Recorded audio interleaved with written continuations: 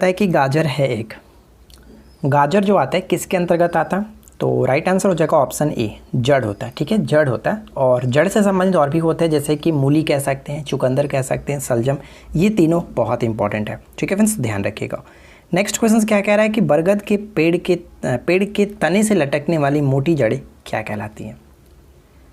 तो इस प्रश्न का राइट आंसर हो जाएगा स्तंभ मूल। ऑप्शन सी को टिक करेंगे। जितने भी क्वेश्चंस यहाँ पे आपको बताए जाएंगे वो बहुत ज़्यादा इंपॉर्टेंट है, तो हो सके तो आप इन सभी को अच्छे से याद रखिए, नोट डाउन जरूर कर लीजिएगा।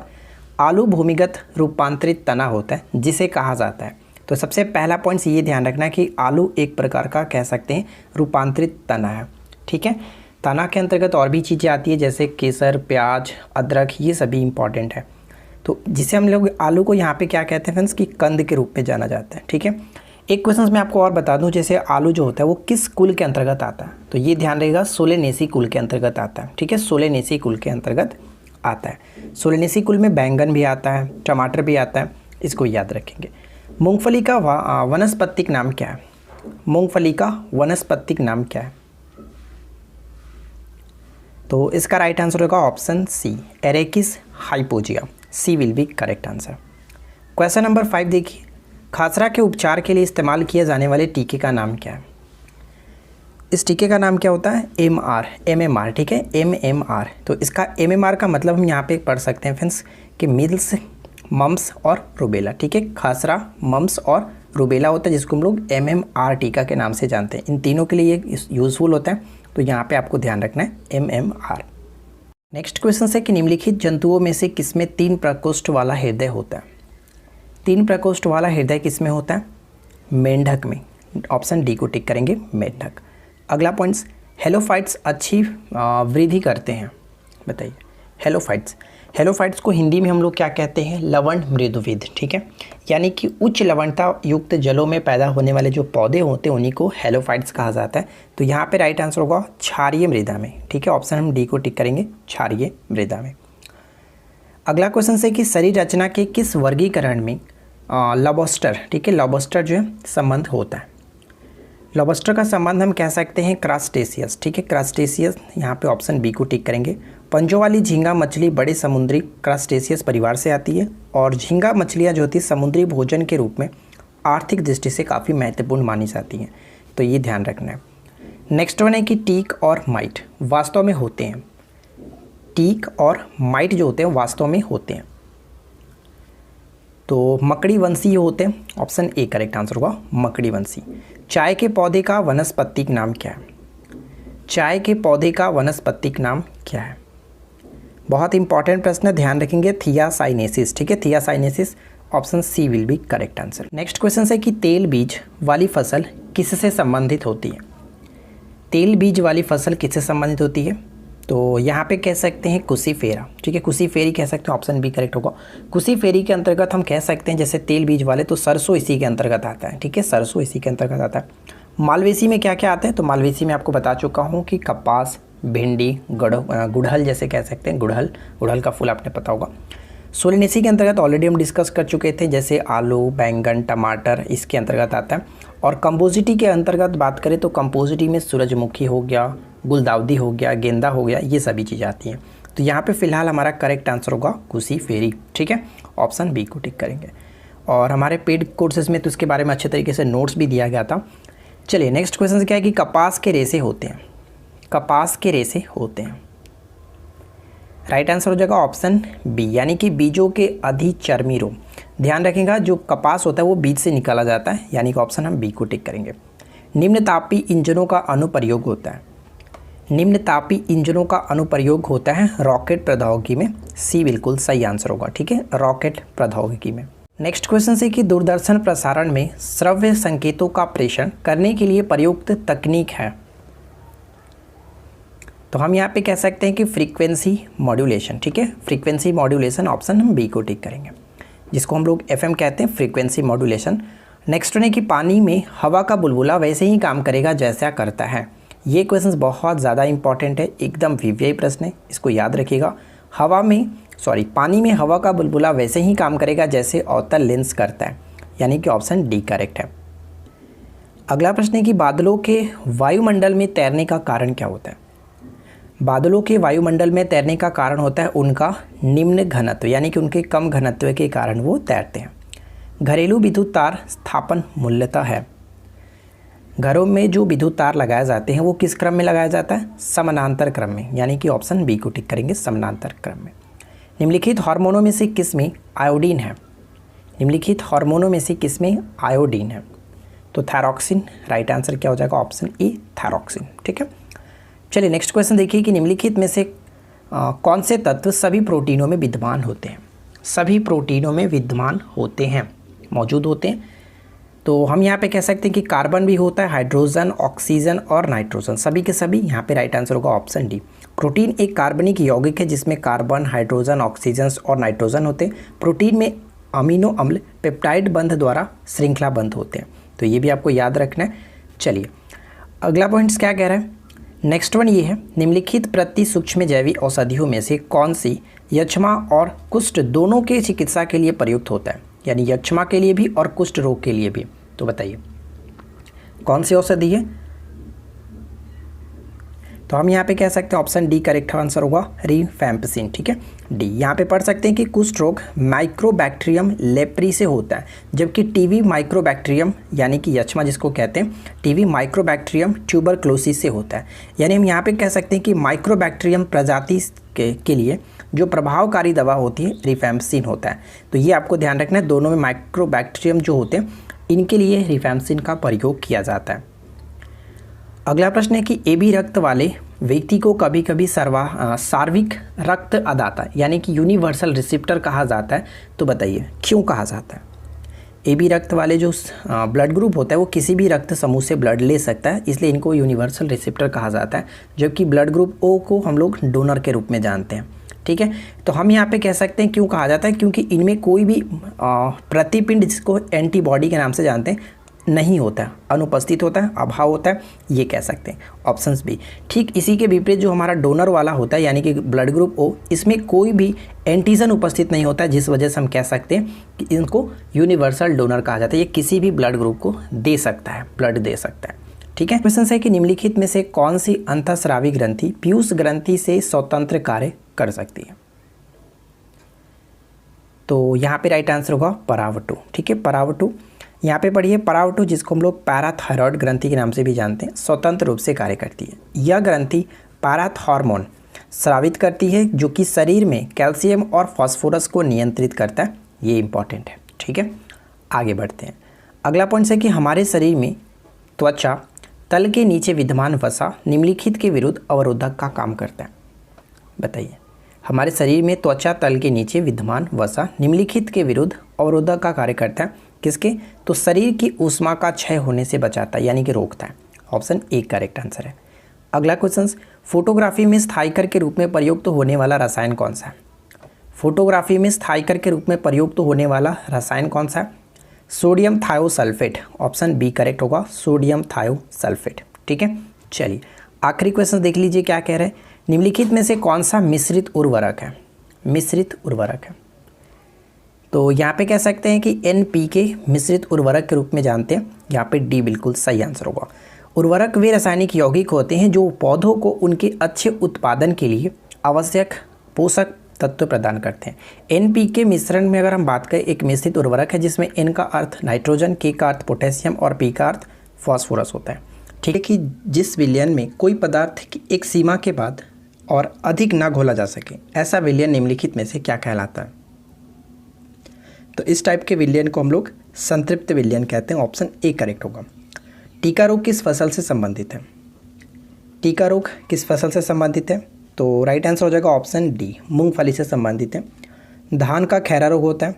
बाजरा का कह सकते हैं क्या होता है? हरित बाली रोग। ठीक है, हरित बाली रोग बाजरा से संबंधित है, याद रखेंगे। क्वेश्चन नंबर 3 कह रहा है कि वह उत्तक जो द्वितीयक वृद्धि के लिए उत्तरदायी है। द्वितीयक वृद्धि के लिए उत्तरदायी है वो होता है कैम्बियम। ऑप्शन सी करेक्ट होगा। कैम्बियम जाइलम और फ्लोएम के बीच स्थित विभोजित उत्तक है। इसकी कोशिकाओं के विभाजन में एक ओर जाइलम तो दूसरी ओर फ्लोएम कोशिकाएं बनती हैं। इस प्रकार द्वितीयक वृद्धि होती है। नेक्स्ट क्वेश्चन बनता है कि पौधों में फ्लोएम मुख्यतः उत्तरदायी होता है। फ्लोएम का कार्य क्या होता है पौधों में? जाइलम का कार्य होता है जल का वहन करना, तो ठीक उसी तरह से फ्लोएम का कार्य होता है आहार का वहन करना, पौधों में जो भोज्य पदार्थ होता है उस सभी को वहन करना, इसी का कार्य होता है विभिन्न भागों में पहुंचाना, फ्लोएम का कार्य होता है। हाइड्रोजन को वायु में जलाने पर प्राप्त होती है। हाइड्रोजन को वायु में जलाने से क्या प्राप्त होता है? अगर हम बात करें हाइड्रोजन को, अगर मैं वायु यानी कि फ्रेंड्स O2 की उपस्थिति में इसको अगर मैं जलाऊंगा तो ये डेफिनेटली कह सकते हैं कि हमारा अगर बैलेंस कर दें तो ये H2O यानी कि जल प्राप्त होगा। ठीक है, तो राइट आंसर क्या हो जाएगा? Option A. फ्रेंड्स, अगर आपको क्वेश्चंस अच्छे लगे तो प्लीज़ वीडियो को लाइक कर दीजिए, दोस्तों के साथ शेयर कर दीजिए और साथ ही साथ इस चैनल को सब्सक्राइब करके नोटिफिकेशन बेल को ऑन रखिए ताकि इसी तरह की रेगुलर अपडेट्स आपको मिलती रहे। अगला पॉइंट है कि OF2 में ऑक्सीजन का ऑक्सीकरण अंक कितना होता है? ऑक्सीजन का ऑक्सीकरण अंक जनरली हम जानते हैं कि ऑक्सीजन सभी में -2 होता है, लेकिन सिर्फ और सिर्फ OF2 में ऑक्सीजन का हम लोग +2 में बात करते हैं, क्योंकि ऑलरेडी -1 होता है आपका F का, तो यहाँ पे हमारा 2 हो जाएगा, यानी कि -2 इधर हो गया। बैलेंस को इक्वल करने के लिए हम कह सकते हैं कि +2 होगा ऑक्सीजन का, तो राइट आंसर यहाँ पे हो जाएगा ऑप्शन डी। अगला पॉइंट है शुद्ध पदार्थ में कोई अन्य पदार्थ मिला देने पर उसके गलनांक पर क्या प्रभाव पड़ता है? शुद्ध पदार्थों में कोई अन्य पदार्थ मिला देने पर उसके गलनांक जो होता है वो घट जाता है। ऑप्शन बी करेक्ट होगा, गलनांक घट जाता है। निम्नलिखित में से वह अंग कौन सा है जो मानव शरीर में ग्लाइकोजेन के रूप में कार्बोहाइड्रेट को जमा करता है? ग्लाइकोजेन के रूप में कार्बोहाइड्रेट को जमा करता है मानव शरीर की सबसे बड़ी ग्रंथि के रूप में, जिसे जानते हैं यकृत। ऑप्शन डी करेक्ट होगा, यकृत। अगला पॉइंट्स, टैक्यान से क्या तात्पर्य है? टैक्यान से क्या तात्पर्य है? तो यहाँ पे कह सकते हैं कि टैक्यान का मतलब होता है कि प्रकाश गति से तीव्र गति वाले कण जो होते हैं उनको कहते हैं टैक्यान। नेक्स्ट उनकी प्राकृतिक वर्णवाद के विशेष संबंध था। प्राकृतिक वर्णवाद से विशेष संबंध था किसका? चार्ल्स डार्विन का। ऑप्शन ए करेक्ट आंसर है, चार्ल्स डार्विन। अगला क्वेश्चन बनता है कि निम्न में से कौन सा कथन सही है? निम्न में से कौन सा कथन सही है? तो देखिए, पहला पॉइंट है कि कुल आंतरिक परावर्तन होता है जब प्रकाश जाता है हीरे से कांच में। मैंने आपको कई बार बताया है कि प्रकाश का कुल आंतरिक परावर्तन तभी संभव है जब प्रकाश सघन माध्यम से विरल माध्यम में जाए। तो सघन माध्यम से विरल माध्यम में ये कह सकते हैं कि कांच जो है वो हीरा जो है वो कांच की तुलना में काफ़ी ज़्यादा सघन होगा, तो सघन माध्यम से विरल माध्यम में जाएगा तो कह सकते हैं कि कुल आंतरिक परावर्तन होगा। तो ये संभव है, बिल्कुल सही है। और हीरे का अपवर्तनांक कितना होता है? लगभग हम लोगों ने याद रखा है 2.42 हम लोगों ने याद रखा है, लेकिन एग्जैक्ट इसका ये होता है 2.417। तो ये भी बिल्कुल सही है, कोई दिक्कत नहीं। तो कह सकते हैं कि दोनों के दोनों पॉइंट सही है, ऑप्शन सी को टिक करेंगे। चलिए आगे बढ़ते हैं।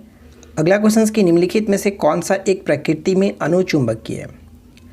अनुचुंबकीय है, तो हम यहाँ पे कह सकते हैं कि अनुचुंबकीयों के अंतर्गत जैसे हम जानते हैं ऑक्सीजन आता है, मैग्नीज आता है, सोडियम, एल्यूमिनियम, तो यहाँ पे एल्यूमिनियम करेक्ट आंसर होगा, ऑप्शन सी। कुछ विशेषताओं की बात करें तो शक्तिशाली चुंबक द्वारा ये हल्का सा आकर्षित होता है। अनुचुंबकीय जो पदार्थ होते हैं वो शक्तिशाली चुंबक के द्वारा हल्का सा आकर्षित होते हैं, ठीक है। और साथ ही एक और विशेषता कह सकते हैं कि इनके द्वारा स्थायी चुंबक नहीं बनाया जा सकता, स्थायी चुंबक नहीं बनाया जा सकता इन पदार्थों के द्वारा, तो ध्यान रखिएगा। चलिए नेक्स्ट क्वेश्चन क्या कह रहे हैं? नेक्स्ट क्वेश्चन से कि पेयजल में गामा उत्सर्जक समस्थानिक है या नहीं, इसकी पुष्टि निम्नलिखित में से किससे की जा सकती है? क्या होगा राइट आंसर?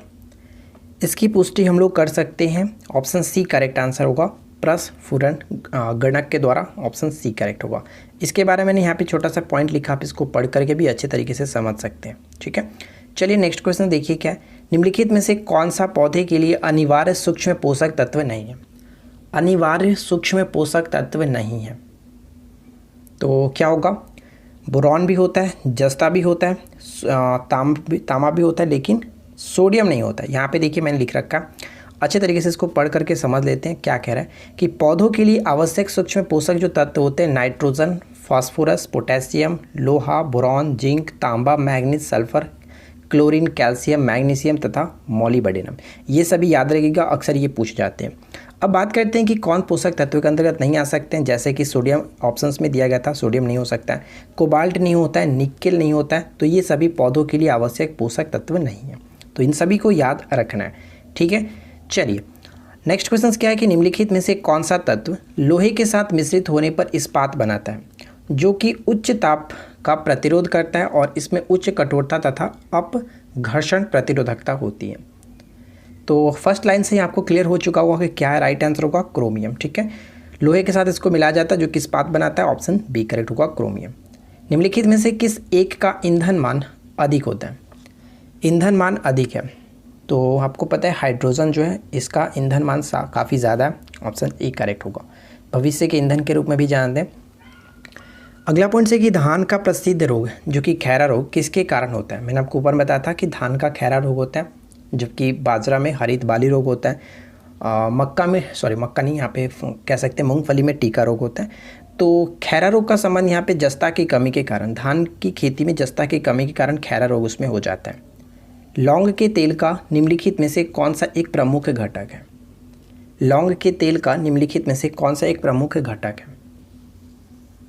तो यहाँ पे करेक्ट आंसर होगा ऑप्शन बी यूजेनॉल। ठीक है, यूजेनॉल ऑप्शन बी को टिक कर सकते हैं। थर्मस फ्लास्क के आविष्कारक कौन थे? थर्मस फ्लास्क के आविष्कारक कौन थे?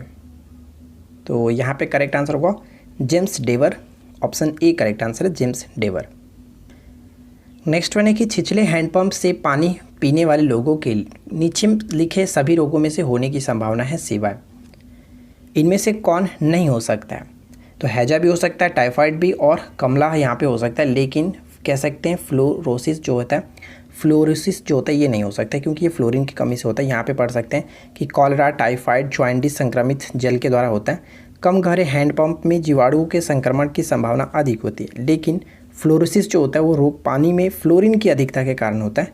नेक्स्ट क्वेश्चन बनता है कि निम्नलिखित में से कौन से मधुमेह से संबंधित है जो कि प्रौढ़ों का एक सामान्य रोग है? तो मधुमेह से संबंधित अगर हम बात करें तो इसमें क्या होता है, रक्त में शर्करा का उच्च स्तर हो जाता है। ठीक है, रक्त में शर्करा का उच्च स्तर हो जाता है और रक्त में इंसुलिन की मात्रा निम्न हो जाती है। तो यहाँ पे कह सकते हैं कि 1 और 3 दोनों सही है, तो ऑप्शन हम डी को टिक कर सकते हैं, 1 और 3। ठीक है ना, आगे बढ़ते हैं। सूची 1 को सूची 2 के साथ यहाँ पे सुमेलित करना है।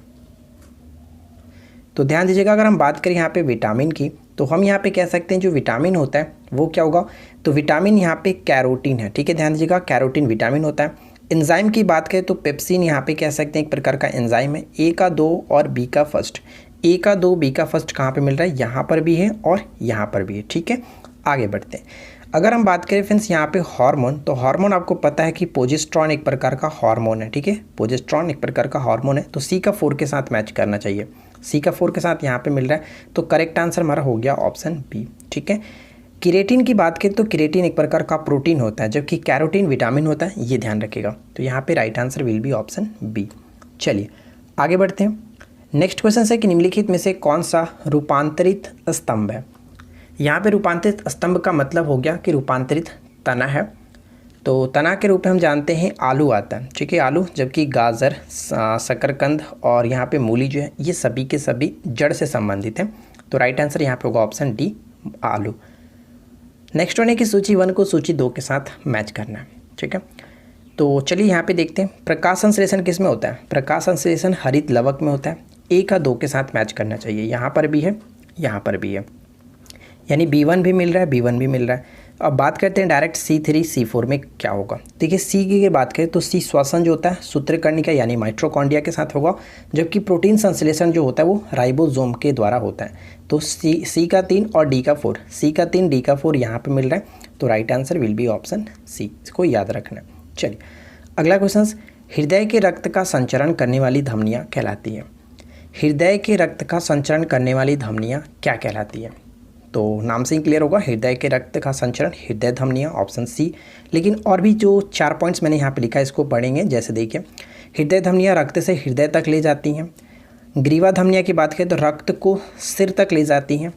यकृत धमनियाँ रक्त को यकृत तक ले जाती हैं। और अगर बात करें फ्यूफुस जो धमनियाँ होती हैं रक्त को फ्यूफुस तक ले जाती हैं। तो ये सभी को याद रखना है। करते हैं आज के इस वीडियो के फर्स्ट क्वेश्चन की। किस वैज्ञानिक ने पोलोनियम तत्व की खोज की थी? पोलोनियम तत्व की खोज की गई थी Mary Curie, option B correct होगा। देखिए पोलोनियम की अगर हम बात कर ही रहे हैं तो पोलोनियम से संबंधित कुछ पॉइंट्स जानना है। जैसे मैरी क्यूरी ने इसकी खोज कह सकते हैं 1898 में किया था, 1898 में, ठीक है, 1898 में किया गया था।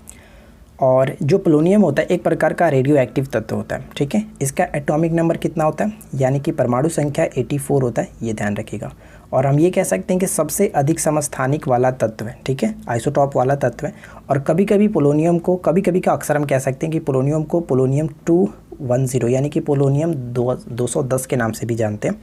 एक प्रकार का ये जहरीला तत्व कह सकते हैं कि होता है। तो इतने सारे पॉइंट्स को याद रखिएगा। फिलहाल देखिए नेक्स्ट क्वेश्चन क्या है। द्रव चालित मशीनों, जो मशीनें होती हैं वो किस सिद्धांत पर काम करती हैं? द्रव चालित मशीनें किस सिद्धांत पर काम करती हैं? तो सही आंसर होगा पास्कल के सिद्धांत पर। अब बात करते हैं पास्कल सिद्धांत क्या है।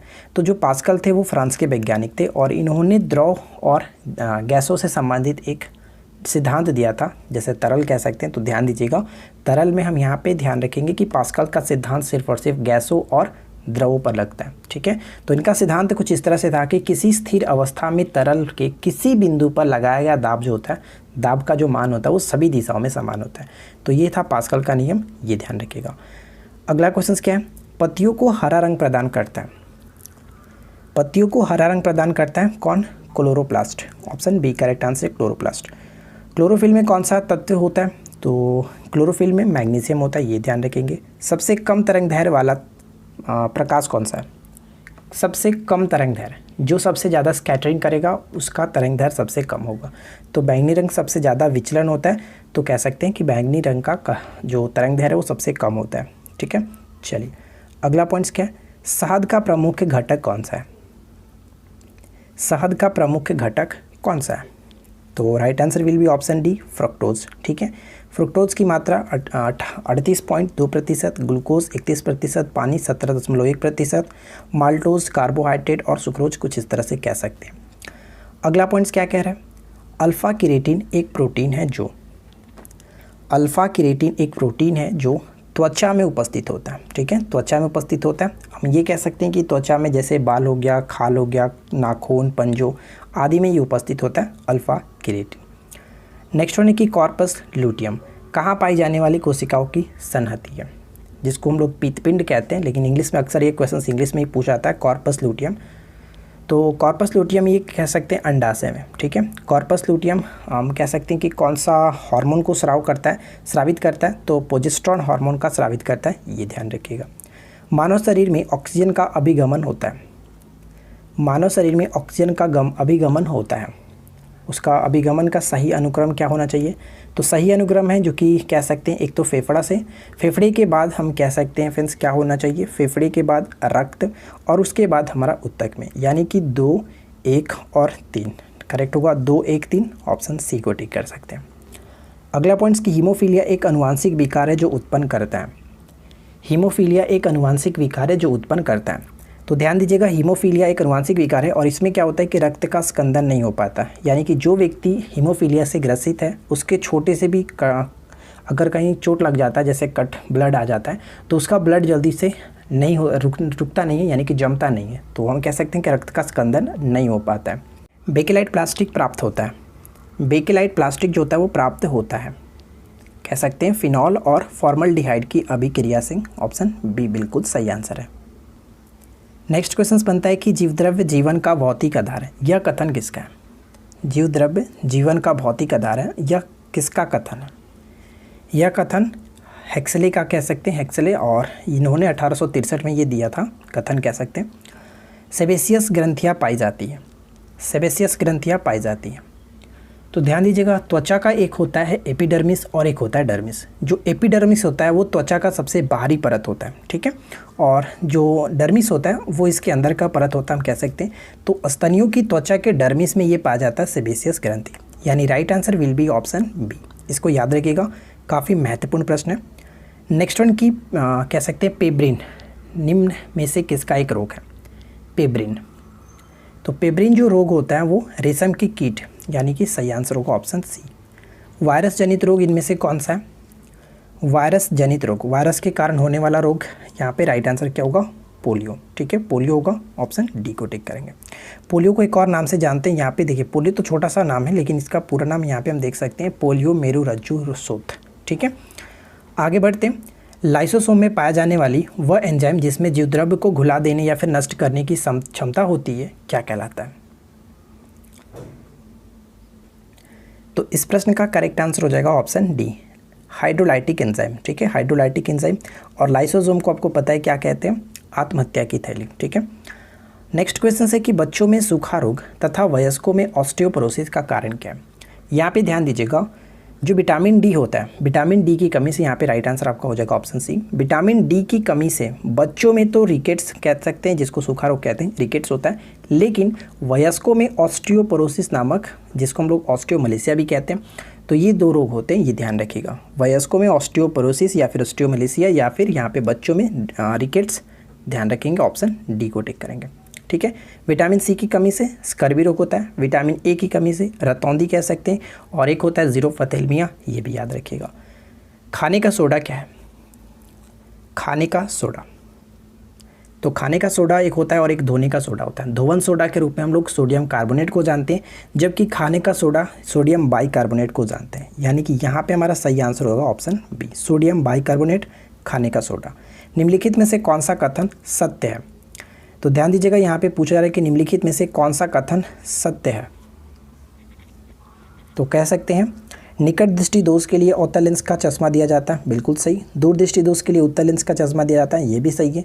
और जरा दृष्टि दोष के लिए बाइफोकल लेंस का चश्मा दिया जाता है। तीनों के तीनों पॉइंट सही है, तो ऑप्शन हम डी को टिक कर सकते हैं।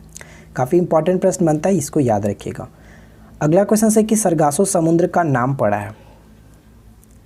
सरगासो समुद्र जो कि उत्तरी अटलांटिक महासागर में ये पड़ता है, तो सरगासो समुद्र यहाँ पे कह सकते हैं शैवालों के कारण, ऑप्शन सी करेक्ट आंसर है, शैवालों के कारण। नीचे दिए गए कूट का प्रयोग सही उत्तर चुनिए। एक तरफ रोग है और दूसरी तरफ जीव है, किसके कारण होता है, तो मैं आपको कई बार बता चुका हूँ, जो मलेरिया होता है वो प्रोटोजोआ, प्लाज्मोडियम नामक प्रोटोजोआ के कारण होता है, जबकि डेंगू जो होता है वो वायरस के कारण होता है। यहाँ पे ए का 4 के साथ होना चाहिए, ए का 4 यहाँ पर भी है, यहाँ पर भी है, B3 यहाँ पर भी मिल रहा है। तो हम डायरेक्ट बढ़ते हैं सी की तरफ। सी देखते हैं कौन सा सही होना चाहिए।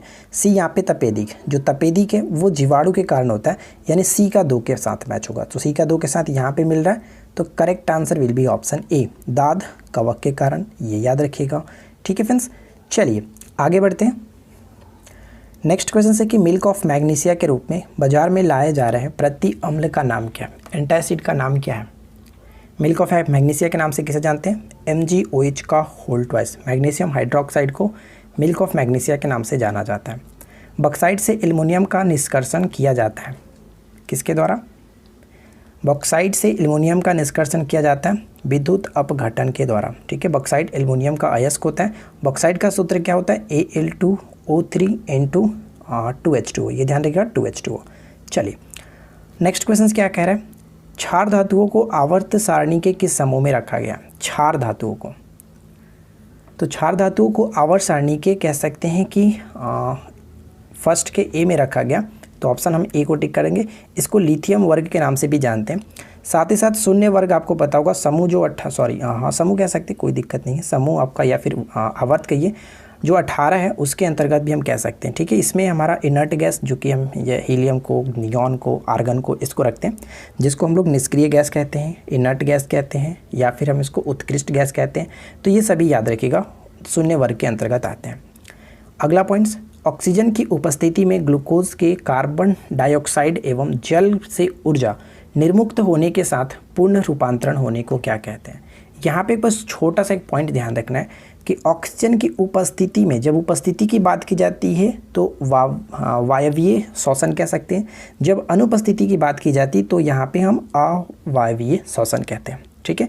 तो यहाँ पे वायवीय श्वसन ऑप्शन ए बिल्कुल सही आंसर है, ठीक है। ऑक्सीजन की उपस्थिति में ग्लूकोज के कार्बन डाइऑक्साइड एवं जल में ऊर्जा निर्मुक्त होने के साथ पूर्ण रूपांतरण को वायवीय श्वसन कहते हैं।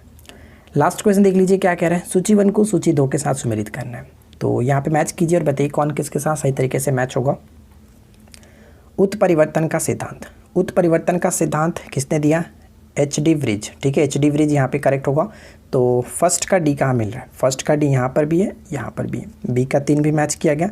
अब बात करते हैं डायरेक्ट सी पे। तो एक जीन और एक एंजाइम का सिद्धांत या फिर संकल्पना किसने पारित किया था, तो विट्टल और टैटम कह सकते हैं। तो यहाँ पे सी का फर्स्ट होगा, तो सी का फर्स्ट यहाँ पे, इसलिए ऑप्शन हम बी को टिक कर सकते हैं, ठीक है।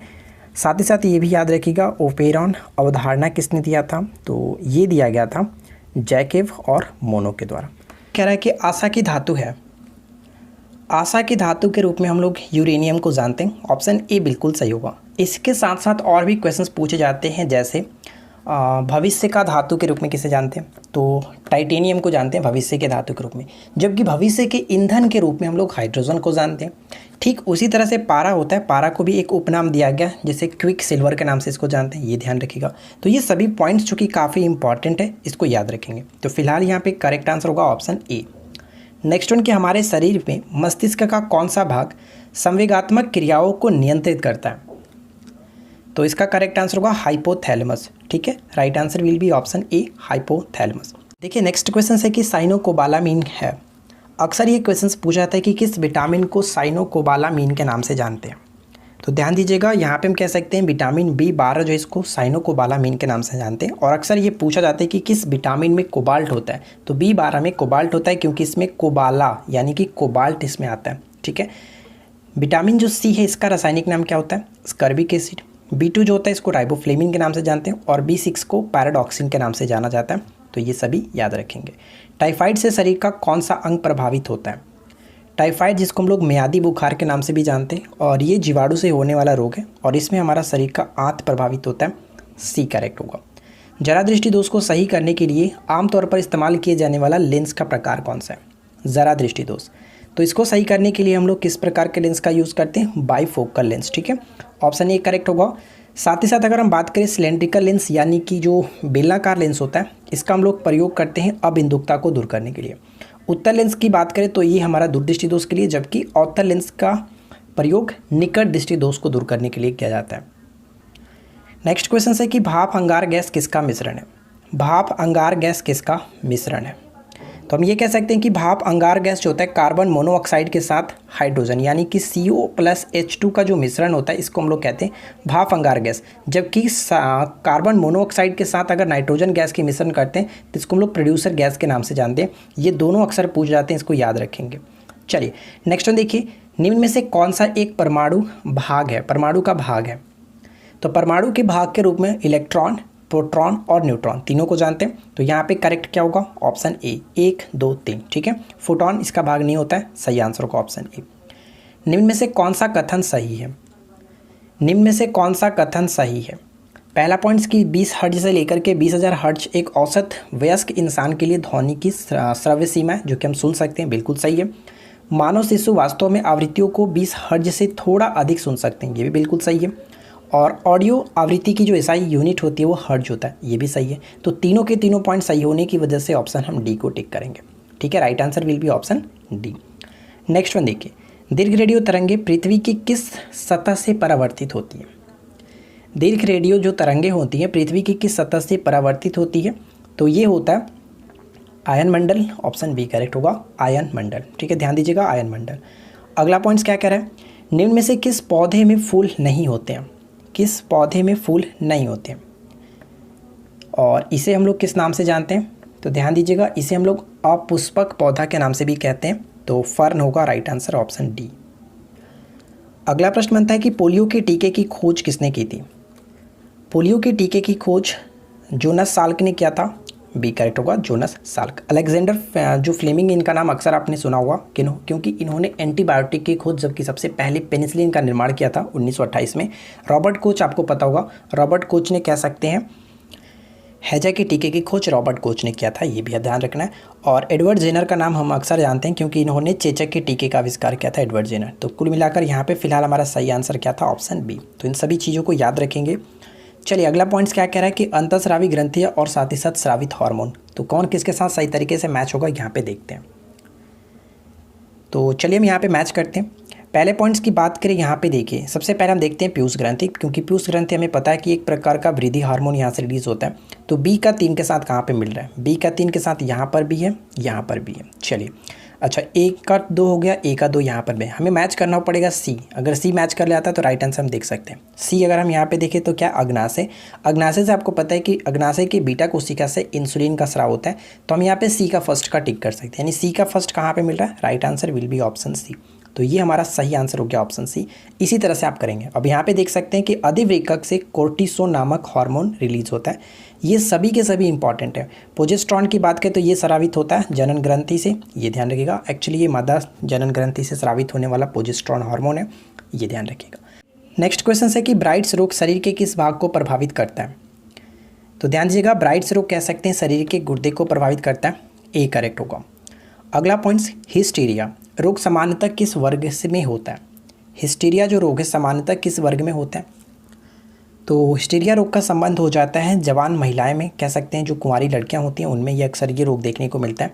सही आंसर होगा ऑप्शन सी, जवान महिलाएं कह सकते हैं। नेक्स्ट क्वेश्चन क्या है कि पादप कोशिका जंतु कोशिका से किस प्रकार भिन्न होती है? यानी कि पादप कोशिका जंतु कोशिका से किस प्रकार भिन्न होती है? तो कह सकते हैं कि पादप कोशिका में कोशिका भित्ति होता है, जबकि जंतु कोशिका में ये नहीं होता है। इस वजह से हम भिन्नता कह सकते हैं, बी करेक्ट है। नेक्स्ट वन है कि सूची 1 को सूची 2 के साथ सम्मिलित करना है। यहाँ पे देखिए मैच करके देखते हैं। हीमोफीलिया की बात करें तो ये एक प्रकार का कह सकते हैं अनुवांशिक रोग होता है, यानी ए का 2 के साथ। ए का 2 के साथ यहाँ पर भी है, यहाँ पर भी, यानी बी का 3 भी मिल गया, बी का 3 भी मिल गया। चलिए आगे बढ़ते हैं। सी अगर मिल जाता है तो देख सकते हैं कि सी आंसर हमारा सही हो जाएगा। यानी कि रिकेट्स की बात करें तो रिकेट्स क्या होता है? रिकेट्स विटामिन डी की कमी से होता है, और विटामिन डी की कमी होने का मतलब कह सकते हैं कि हड्डियों का नर्म और कमज़ोर होना। ठीक है, बच्चों में होता है रिकेट्स, और जो वयस्क होते हैं उनमें ऑस्टियोमलेशिया होता है। तो ये ध्यान रखेंगे। तो यहाँ पे सी का फर्स्ट के साथ मैच करेगा। तो सी का फर्स्ट के साथ कहाँ पे मिल रहा है? यहाँ पे, यानी करेक्ट आंसर हो गया हमारा ऑप्शन बी। ठीक है, रिंगवर्म जो होता है ये हम कह सकते हैं कि कवक के संक्रमण से होता है, ये भी याद रखिएगा। और डायबिटीज़ की बात करें तो यहाँ पे देखिए डायबिटीज़ की हार्मोन की गड़बड़ी, यानी इंसुलिन जो होता है एक प्रकार का हार्मोन है, और यहाँ से हम हार्मोन की कमी कह सकते हैं। ठीक है ना। चलिए अगला पॉइंट्स क्या है? नाभिक के अलावा कोशिका के किस कोशिकांग में डीएनए होता है? तो डीएनए हम कह सकते हैं यहाँ पे mitochondria. Right answer option D, option D को टिक करेंगे, माइटोकॉन्ड्रिया। एथलीट फुट बीमारी होती है। एथलीट फुट बीमारी जो होता है वो हम कह सकते हैं किसके कारण होता है? तो ये हमारा राइट आंसर हो जाएगा ऑप्शन बी, यानी कि कवक के कारण होने वाला, जिसको फफूंद कह सकते हैं। ऑप्शन बी करेक्ट होगा। ठीक है फ्रेंड्स, और भी अगर हम बात करें कि फफूंद के अंतर्गत कौन कौन सी चीज़ें आती हैं, तो इन सभी को याद रख सकते हैं। जैसे दाद हो गया, खुजली हो गया और गंजापन हो गया, ये इसी के अंतर्गत आते हैं। आगे बढ़ते हैं। नेक्स्ट पॉइंट बनता है कि सुमेलित करना, यानी कि कौन किसके साथ सही तरीके से मैच होगा, देखते हैं। भूकंप की बात करें तो यहाँ पे भूकंप का मापने का यंत्र सिस्मोग्राफ। ठीक है, बिल्कुल सही, ए का 2 के साथ। ए का 2 के साथ यहाँ पर भी है, यहाँ पर भी है। बी का 3 भी मिल गया, तो बी का 3 भी मिल गया। अब बात करते हैं सी। तो देखिए बी का 3 हमारा तो क्लियर हो गया, ऊंचाई को अल्टीमीटर से मापते हैं। अगर सी देखें विद्युत धारा, तो विद्युत धारा का मापन आमीटर से करते हैं, यानी कि सी का फर्स्ट कहाँ पर मिल रहा है? यहाँ पे। तो करेक्ट आंसर हो गया हमारा ऑप्शन ए। प्रतिरोध का मापन हम लोग ओम से करते हैं। ठीक है, ये ध्यान रखिएगा। अगला क्वेश्चन, नेक्स्ट पॉइंट ये कि निम्नलिखित में सबसे प्रबल ऑक्सीकारक कौन सा है? सबसे प्रबल ऑक्सीकारक के रूप में हम लोग फ्लोरीन को जानते हैं। ऑप्शन ए करेक्ट होगा, फ्लोरीन। फ्रेंड्स अगर आपको क्वेश्चंस अच्छे लगे तो प्लीज़ वीडियो को लाइक कर दीजिए, दोस्तों के साथ शेयर कर दीजिए, और चैनल पे पहली बार है तो चैनल को सब्सक्राइब करके नोटिफिकेशन बिल को ऑन रखिए, क्योंकि आपको यहाँ पर इसी तरह की रोज़ाना न्यू अपडेट्स मिलते रहते हैं। अगला पॉइंट्स की रिमोट सेंसिंग टेक्नोलॉजी के संदर्भ में लिडार का क्या मतलब है? लिडार का अर्थ क्या होता है? Light detection and ranging. Right answer होगा ऑप्शन ए। ध्यान रखिएगा, बहुत इंपॉर्टेंट प्रश्न है। तैराक को पानी में तैरने में कौन सा बल मदद करता है? तो हम जब भी कोई वस्तु को पानी में डालते हैं तो आपको पता है कि वो थोड़ा सा हल्का प्रतीत होता है। एक्चुअली अब थोड़ा सा एक बड़ा पत्थर को आप पानी में डालोगे तो आपको पानी के जब तक ये अंदर रहेगा तो आपको लगेगा कि हाँ ये पत्थर थोड़ा सा हल्का है पहले की तुलना में। क्यों? क्योंकि नीचे से एक फोर्स लगता है, पानी के अंदर से एक फोर्स लगता है जिसको हम लोग उत्प्लावन बल कहते हैं, जिसको इंग्लिश में हम लोग अपथ्रस्ट कहते हैं। तो फिलहाल यहाँ पे सही आंसर आपका हो जाएगा ऑप्शन सी। ठीक है, उत्प्लावन बल। नेक्स्ट क्वेश्चन है कि निम्नलिखित में से कौन सी एक लार ग्रंथि नहीं है? तो यहाँ पे कह सकते हैं कि कौन सी लार ग्रंथि नहीं है, तो ऑप्शन डी करेक्ट होगा, अंधनाल। अंधनाल जो होता है एक प्रकार का कह सकते हैं कि आंत का भाग होता है। मैंने यहाँ पे अच्छे तरीके से लिख रखा है, इसके संबंध में कुछ पॉइंट्स देखिए हम यहाँ पे पढ़ लेते हैं। अंधनाल जो कि बड़ी आंत का एक भाग होता है। लार ग्रंथियों की 3 युग्म मुंह में खुलते हैं, यानी कि वे कौन कौन से? कर्णपूर्व, अधोजंभ और एक होता है अधोजिह्वा। ठीक है, कर्णपूर्व जो कि सबसे बड़ी लार ग्रंथि, ये याद रखिएगा, ये पॉइंट्स इंपॉर्टेंट हो जाता है। पूछा जा सकता है कि सबसे बड़ी लार ग्रंथि कौन सी है? कर्णपूर्व। लार का पीएच वैल्यू 6.5 यानी कि हल्का अम्लीय होता है, और टाइलिन एंजाइम लार में पाया जाता है। तो ये सभी इंपॉर्टेंट पॉइंट्स हो गया, तो इसको याद रखिएगा। पत्ती घी बनाने के लिए कौन सी गैस प्रयोग की जाती है? वनस्पति घी बनाने के लिए कौन से गैस का प्रयोग करते हैं? हाइड्रोजन। ठीक है, और इसको बनाने की जो प्रक्रिया होती है इसको हाइड्रोजनीकरण कहते हैं, और इसमें जो कैटलिस्ट का प्रयोग किया जाता है उत्प्रेरक के रूप में निकेल होता है। चलिए लास्ट क्वेश्चन देखिए आज की इस वीडियो का क्या है। परमाणु आकारों को किस नाम की इकाई में व्यक्त किया जाता है? परमाणु आकारों को हम लोग किस नाम में? फर्मी के रूप में व्यक्त किया जाता है। ऑप्शन ए करेक्ट होगा। ठीक है, फर्मी के रूप में। क्वेश्चन ये कह रहा है कि निम्न में से कौन सा जगत 5 जगत वर्गीकरण में शामिल नहीं था? 5 जगत वर्गीकरण सिद्धांत आपको पता है किसने दिया था? कह सकते हैं एच व्हिटेकर ने दिया था 1969 में, और इसके अंतर्गत आर्क बैक्टीरिया को शामिल नहीं किया गया। इसके अंतर्गत 5 चीज़ों के अंतर्गत कौन कौन से आते हैं, यानी 5 जगत वर्गीकरण में? मोनेरा, प्रोटिस्टा, कवक, पादप और जंतु। यानी हम ये कह सकते हैं कि 5 जगत वर्गीकरण के अनुसार समस्त जीवों को निम्नलिखित 5 जगत में वर्गीकरण किया गया था, और ये 5 आप यहाँ पे देख सकते हैं। ठीक है, तो राइट आंसर हम यहाँ पे ऑप्शन ए को टिक करेंगे। चलिए सेकंड क्वेश्चन क्या है? सेकंड क्वेश्चन ये कि एक लेंस की प्रकाशीय शक्ति यानी कि पावर जो 2.0 यहाँ पे डी लिखा जाता है, तो डी का क्या अर्थ होता है ये आपको बताना है। लेंस की जो क्षमता होती है उसको डी में डिनोट किया जाता है, तो डी का मतलब क्या होता है? डायोप्टर। ठीक है, डायोप्टर ऑप्शन ए करेक्ट होगा। अक्सर यहाँ से न्यूमेरिकल पूछा जाता है 1/p p बराबर 1/f। ये हम लोग तब यूज़ करते हैं जब हमारा जो फोकस होता है वो मीटर में दिया रहता है तब। ठीक है, जब अगर सेंटीमीटर में दिया रहता है तो वहाँ पे हम लोग 100/f लिखते हैं। ठीक है, ये दोनों याद रखिएगा, जब सेंटीमीटर में दिया गया हो तब 100/f, और मीटर में दिया गया हो तो 1/f। क्वेश्चन नंबर 3 है कि पहले इलेक्ट्रॉन कोष जो नाभिक के निकटतम होता है में कभी भी n इलेक्ट्रॉन से अधिक नहीं होते हैं। यहाँ पे n का मतलब बताइए कि n किसके बराबर होता है? तो मैंने आपको बताया कि k, l, m, n इस तरह से आगे किस तरफ बढ़ता है, यानी कि k को हम यहाँ पे 1, 2, 3, 4 इस तरह से मानते हैं, और मानते हैं कि k सेल में कितने इलेक्ट्रॉन रह सकते हैं। तो इसके निकालने के लिए एक छोटा सा फार्मूला होता है 2n²। ठीक है, 2n²। n की जगह पे 1 रखेंगे तो देखिए k जो कोस है उसमें कितना होगा। तो अगर n के जगह पे 1 रखते हैं तो 2 होगा, कोई प्रॉब्लम नहीं। अगर मैं l के जगह पे रखता हूँ, l के जगह पे यानी कि 2 है, पूछा जा सकता है कि l सेल में कितने इलेक्ट्रॉन होते हैं। तो यहाँ पे देखिए 2 के जगह यानी n के जगह पे मैं 2 रखूँगा तो कितना हो जाएगा? यहाँ पे आप कहेंगे कितना हो जाएगा? 4, और 4 दूनी की 8। ठीक है, इस तरह से डायरेक्ट आपसे पूछा जा सकता है कि इसमें k में कितना होता है, l में कितना होता है, m में कितना होता है। तो m में आप 3 रखिए, और 3 का यानी कि करेंगे तो कितना हो जाएगा? 9, 9 दूनी की 18, यानी कि 18 इसमें होगा। इस तरह से हमेशा ये पूछा जाता है। तो फिलहाल यहाँ पे आपसे पूछा गया कि पहले इलेक्ट्रॉन सेल में, तो पहले इलेक्ट्रॉन सेल में कितने रह सकते हैं? तो सिर्फ और सिर्फ हम लोगों ने निकाला 2। तो राइट आंसर हो जाएगा आपका ऑप्शन सी, ये ध्यान रखिएगा। क्वेश्चन नंबर 4 कह रहा है कि मैग्नीशिया का रासायनिक सूत्र क्या है? मैग्नीशिया का रासायनिक सूत्र होता है MgO, यानी कि मैग्नीशियम ऑक्साइड को हम लोग मैग्नीशिया के नाम से भी जानते हैं। और साथ ही साथ एक छोटा सा पॉइंट और बता दूं, इसको पेरिक्लेस के नाम से भी जाना जाता है, पेरिक्लेस के नाम से भी जाना जाता है। और हम लोग कई बार डिस्कस कर चुके हैं इसको कि MgOH का होल्टवाइज जो होता है इसको हम लोग मिल्क ऑफ मैग्नीशिया के नाम से जानते हैं, जो कि एक प्रकार का एंटासिड होता है। क्वेश्चन नंबर 5 क्या कह रहा है? ऊष्मागतिकी का प्रथम नियम निम्नलिखित में से किस अवधारणा की पुष्टि करता है? ऊष्मागतिकी का प्रथम जो नियम है ऊर्जा संरक्षण की पुष्टि करता है। ऑप्शन बी बिल्कुल सही होगा। अगर आपको ये वीडियो पसंद आए तो वीडियो को लाइक कीजिएगा, दोस्तों के साथ शेयर कर दीजिएगा, साथ ही साथ चैनल को सब्सक्राइब करके रखिए, क्योंकि यहाँ पे आपको इंटरेस्टिंग इसी तरह से टॉपिक मिलती रहती है। नेक्स्ट वन क्या कह रहा है कि आर्क लैंप का आविष्कार किसने किया? आर्क लैंप का आविष्कार किसने किया था? Humphry Davy. Option C will be correct answer, Humphry Davy. Next one, निम्नलिखित में से कौन पेट्रोलियम की गुणवत्ता को प्रदर्शित करता है?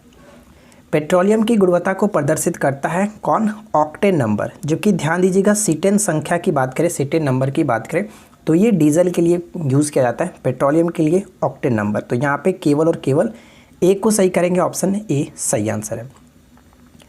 अगला पॉइंट्स, मलेरिया मादा एनाफिलीज से फैलता है, इसकी खोज सबसे पहले किसने की थी? तो इसकी खोज की गई थी रोनाल्ड रस के द्वारा। Option B. मलेरिया जो होता है वो परजीवी के द्वारा होता है, प्लाज्मोडियम नामक परजीवी के द्वारा होता है, ये भी याद रखेंगे। विषाणु में क्या होता है, यानी कि वायरस में क्या होता है? वायरस जो होता है वो न्यूक्लिक एसिड और प्रोटीन, बी बिल्कुल सही आंसर है। वायरस की खोज किसने की थी? इवान वस्की ने। मिर्च की जो तीक्ष्णता होती है किसके कारण होती है? मिर्च की तीक्ष्णता जो होती है वो कैसेप्सिन के कारण, यानी कि हम यहाँ पे बी को टिक कर सकते हैं। लाइकोपीन की बात करें तो टमाटर का लाल रंग लाइकोपीन के कारण। कैरोटीन की बात करें, कैरोटीन जो होता है गाजर और मिर्च का जो रंग होता है वो कैरोटीन के कारण होता है। तो फिलहाल यहाँ पे राइट आंसर आपका बी होगा। अगला पॉइंट्स क्या कह रहा है, दो भिन्न समुदायों के बीच का संक्रांति जो क्षेत्र होता है उसको क्या कहते हैं। ये क्वेश्चन बहुत बार रिपीट होते रहता है हर एग्जाम्स में, तो इसको याद रखिएगा कि संक्रांति जो क्षेत्र होता है दो भिन्न समुदायों के बीच को, इसको इकोटोन के नाम से जानते हैं। डी करेक्ट है। अगला क्वेश्चन, एरेनियोलॉजी किसका अध्ययन है। एरेनियोलॉजी में हम लोग किसका अध्ययन करते हैं, मकड़ों का अध्ययन, यानी कि मकड़ियों का जो अध्ययन होता है एरेनियोलॉजी कहलाता है। पानी में निम्न में से एक की अधिक मात्रा में उपस्थिति जो कि ब्लू बेबी सिद्धांत कहलाता है, या फिर ब्लू बेबी सिंड्रोम के नाम से इसको भी जानते हैं।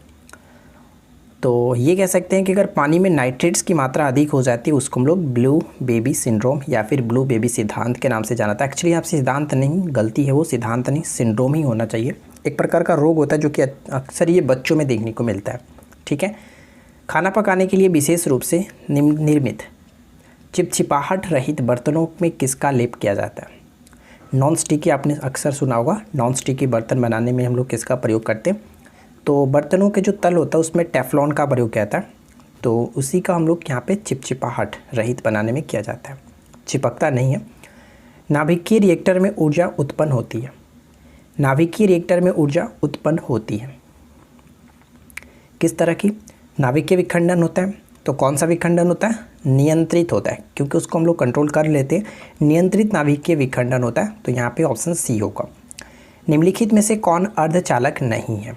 अर्धचालक यानी कि सेमीकंडक्टर नहीं है, तो जर्मेनियम भी है, सिलिकॉन भी है, सेलेनियम भी है, लेकिन आर्सेनिक की बात करें तो ये एक प्रकार का अर्धचालक नहीं है। यहाँ पे हम ऑप्शन डी को टिक करेंगे। आर्सेनिक का अगर हम एटॉमिक नंबर की बात करें तो 33 होता है, ध्यान रखिएगा। लेकिन सबसे इम्पॉर्टेंट पॉइंट्स ये हो जाएगा कि इसका जो कह सकते हैं सूचित किससे करते हैं, तो ये होता है AS। ठीक है, AS। और साथ ही साथ अगर हम यहाँ बात करें कि इसकी खोज किसने किया था, तो इसकी खोज अल्बर्ट मैग्नुस ने किया था। ठीक है, अल्बर्ट मैग्नुस कह सकते हैं, ये याद रखेंगे। नेक्स्ट वन है कि मानव शरीर में विटामिन ए संचित रहता है। मानव शरीर में विटामिन ए जो है वो कहाँ पर संचित रहता है, तो यकृत यहाँ पे करेक्ट होगा, ऑप्शन ए यकृत में।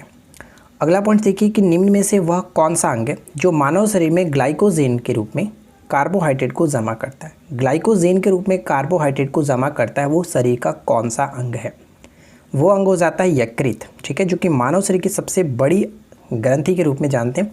तो यहाँ पे राइट आंसर आपका होगा ऑप्शन डी। जब हम बकरी का मांस या फिर भेड़ का मांस खाते हैं तब हम कौन से उपभोक्ता होंगे।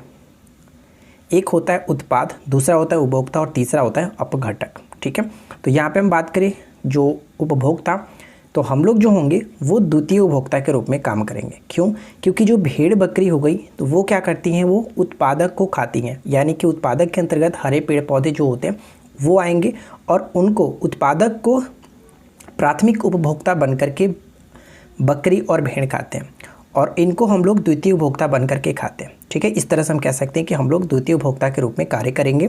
तो फिलहाल यहाँ पे ऑप्शन बी आपका बिल्कुल सही होगा। अगला क्वेश्चन, डॉल्फिन वर्गीकृत किए जाते हैं। डॉल्फिन वर्गीकृत किए जाते हैं स्तनी में। ठीक है, स्तनपायी के रूप में डॉल्फिन को वर्गीकृत किया गया, तो डी यहाँ पे करेक्ट होगा। गर्म रुधिर वाले जंतु वे होते हैं जो अपने शरीर के तापक्रम को, बहुत सिंपल सा क्वेश्चन है लेकिन इंपॉर्टेंट भी है, कई एग्जाम्स में ये रिपीट भी हुआ है। गर्म रुधिर वाले जंतु वे होते हैं जो अपने शरीर के तापक्रम को क्या करते हैं, हमेशा एक सा बनाए रखते हैं। ठीक है, जिनको हम लोग नियत तापी भी कह सकते हैं। यहाँ पे राइट आंसर आपका होगा सी। अगला प्रश्न देखिए कि किसमें नाभिक नहीं होता है। किसमें नाभिक नहीं होता है, तो यहाँ पे कह सकते हैं कि नाभिक बैक्टीरिया में नहीं होता है, बी बिल्कुल करेक्ट होगा। जीवाणु में नाभिक नहीं होता है। स्तनधारियों के कान में अस्थियों की संख्या कितनी होती है। स्तनधारियों के कान में अस्थियों की संख्या कितनी होती है, 3। Option B will be correct answer, 3। अनियत तापी प्राणी किसे कहते हैं। अनियत तापी प्राणी किसे कहते हैं, तो जस्ट उसका अपोजिट हो जाएगा कि जिनका वातावरण के अनुरूप ताप बदलता रहता है। ठीक है, यहाँ पे ऑप्शन डी को टिक करेंगे। लास्ट क्वेश्चन है कि पुरुष लिंग का निर्धारण मनुष्य में कौन सा क्रोमोसोम करता है। पुरुष लिंग का निर्धारण मनुष्य में कौन सा क्रोमोसोम करता है, वो है वाई क्रोमोसोम। ठीक है, यहाँ पे ऑप्शन बी को टिक करेंगे।